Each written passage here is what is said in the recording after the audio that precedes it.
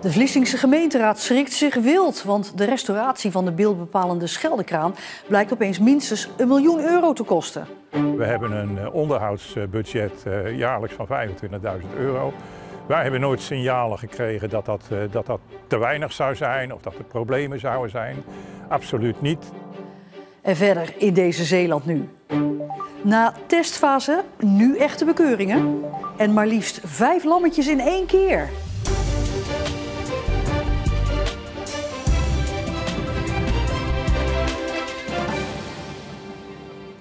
Goedenavond. Moet de iconische Scheldekraan in Vlissingen koste wat kost behouden blijven? Die vraag houdt de gemeenteraad bezig sinds bekend werd dat het restaureren van de kraan minstens €1 miljoen kost. Sommige raadsleden vinden dat er een grens moet zijn aan wat er nog aan de kraan uitgegeven gaat worden.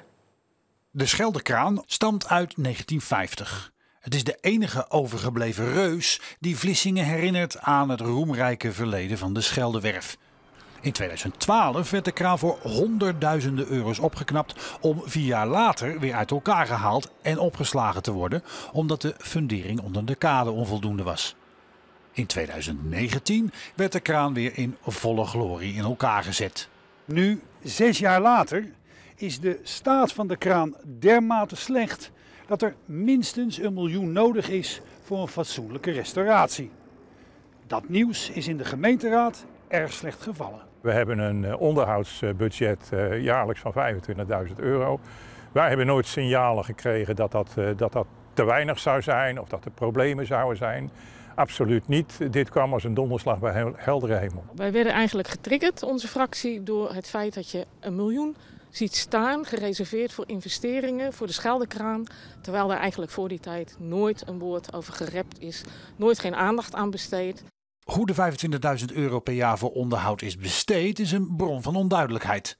Op vragen van raadsleden kwam geen duidelijk antwoord. Wij denken als je gedurende al die jaren €25.000 reserveert of besteedt of niet besteedt, dan is er eigenlijk al een behoorlijk bedrag aan de kraan besteed. Nee, er is absoluut geen duidelijkheid waar die €25.000 per jaar aan is uitgegeven. Wie daarvoor wat heeft gedaan. Er is geen zicht op.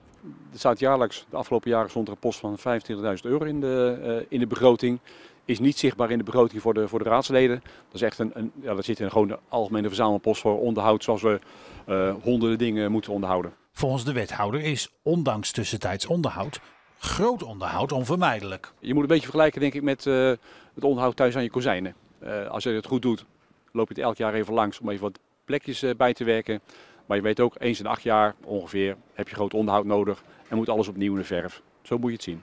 Binnenkort worden in het kader van tussentijds onderhoud roestplekjes weggehaald. Omwonenden kregen een brief waarin gevraagd werd om auto's en boten in de buurt weg te halen. Nou, er zouden wat stofdeeltjes zouden vrij kunnen komen.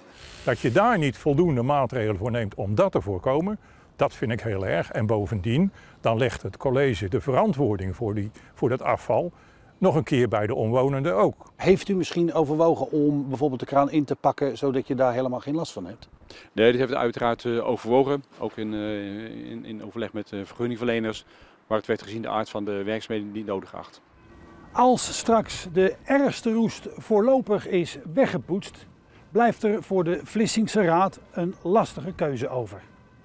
Of investeren in een miljoenenrestauratie, of afscheid nemen van dit stuk beeldbepalend industrieel erfgoed. Het Oude Stadhuis in Middelburg is vannacht het startpunt voor een stille protestfietstocht. De tocht wordt gehouden naar aanleiding van de moord op de 17-jarige Lisa uit Abcoude en 2 andere geweldsincidenten afgelopen week tegen vrouwen op straat.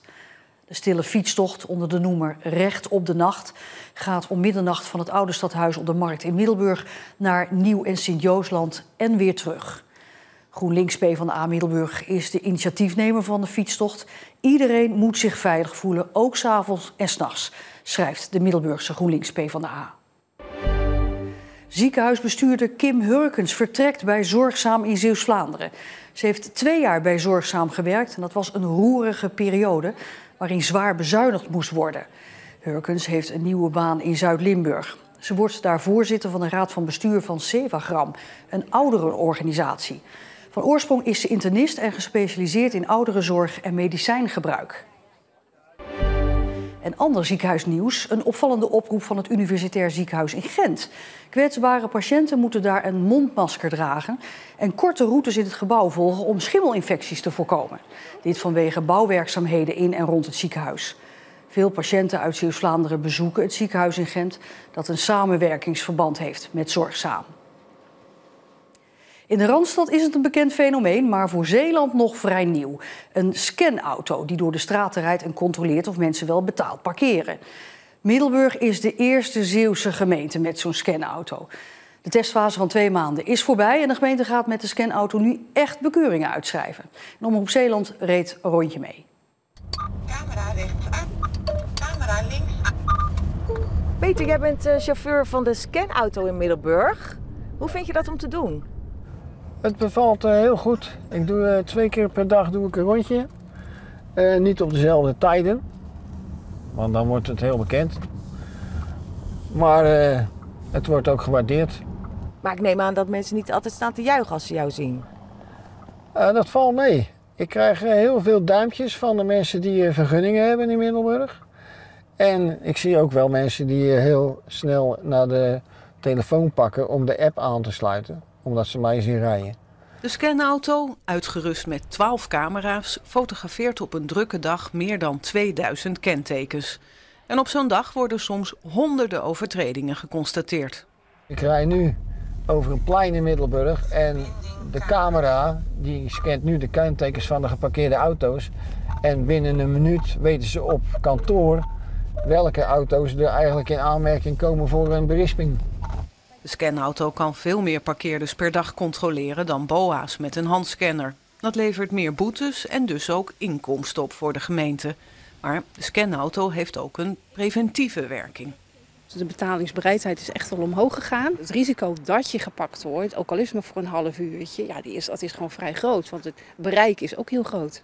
De afgelopen 2 maanden is de scanauto uitgebreid getest om foutjes en kinderziektes eruit te halen. En dat is gelukt. De testfase is nodig. Je hoort in de landen toch wel eens problemen dat het niet nauwkeurig zou zijn. Maar door die testfase hebben we hem zo goed kunnen inregelen dat het eigenlijk bijna foutloos is. Wat de scanauto precies heeft gekost, wil de gemeente Middelburg niet zeggen. Maar volgens de wethouder is hij zijn geld waard. Ja, daar doen we verder geen mededelingen over. Het is in elk geval een behoorlijke investering geweest. Maar het is er wel eentje die zichzelf ook vrij snel terugverdient. Dus wat dat betreft is het een hele goede investering geweest. Wat vind je nou zo leuk aan dit werk? Want boetes uitdelen is toch helemaal niet zo leuk? Daar gaat het ook helemaal niet om. Ik vind gewoon het werk leuk, maar dat wil niet zeggen dat ik als een bekeuring uitkom dat dat dan leuk is. De bedoeling is gewoon dat alle mensen die van de gemeentelijke parkeerplaatsen gebruik maken, daar gewoon allemaal eerlijk voor betalen. De gemeente Middelburg heeft al enkele Zeeuwse gemeenten op bezoek gehad die ook interesse hebben in een scanauto. Het gaat dan om Goes, Vlissingen en Veren. Ze is bedolven onder de reacties, nog steeds. Julia Kruk uit Nieuw- en Sint-Joosland is de eerste vrouwelijke winnaar van het Zeeuwse kampioenschap ringrijden. En zo stak Julia de laatste ring van 10 mm gistermiddag en werd kampioen.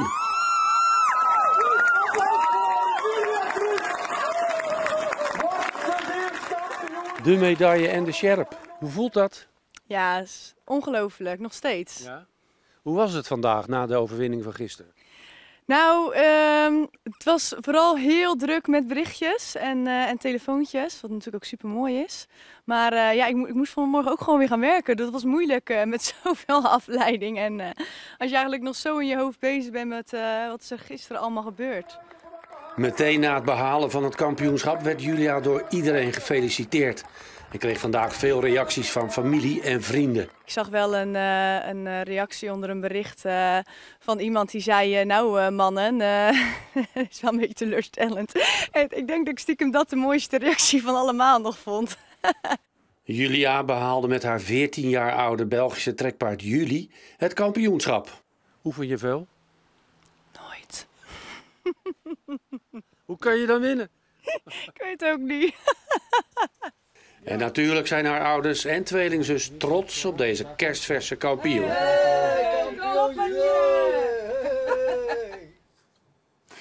Het is ook feest bij kaasboerderij Mariekerke in Meliskerk. Want daar is deze week namelijk een schapenvijfling geboren. En dat is heel bijzonder.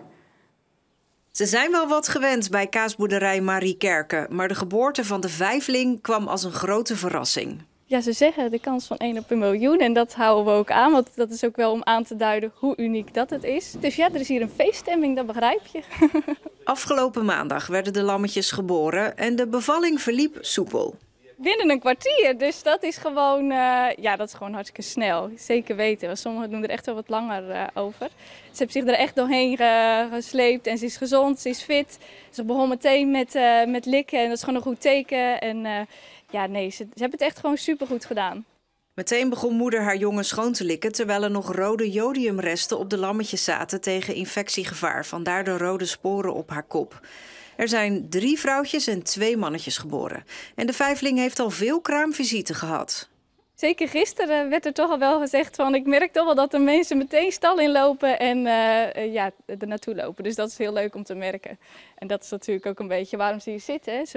Ze mogen gezien worden.